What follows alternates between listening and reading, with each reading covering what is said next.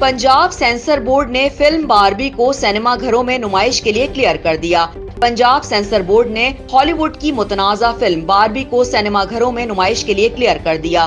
Sensor board Punjab ने 20 जुलाई को film Barbie की नुमाइश की इजाजत दी थी। डिस्ट्रीब्यूटर ने सिनेमा इंतजामिया को आगाह भी कर दिया था, लेकिन फिर अगले ही रोज फिल्म की नुमाइश रोक दी गई थी। ताहम अब पंजाब सेंसर बोर्ड ने फिल्म बारबी को सिनेमा घरों में नुमाइश के लिए क्लियर कर दिया है। फिल्म की नुमाइश की इजाजत देने का फैसला फुल सेंसर बोर्ड रिव्यू के बाद किया गया है। वजीर इत्तलात पंजाब आमिर मीर के मुताबिक वजीर आला पंजाब की हिदायत पर काबिल एतराज मवाद के बाइस फिल्म बारबी को सेंसर बोर्ड के फुल रिव्यू के लिए भेजा गया था।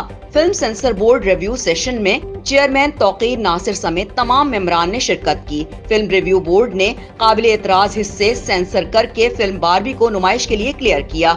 अब ये फिल्म बहुत जल्द पंजाब के सिनेमा घरों में रिलीज कर दी जाएगी। स्टार न्यूज़, जियो पाकिस्तान के लिए।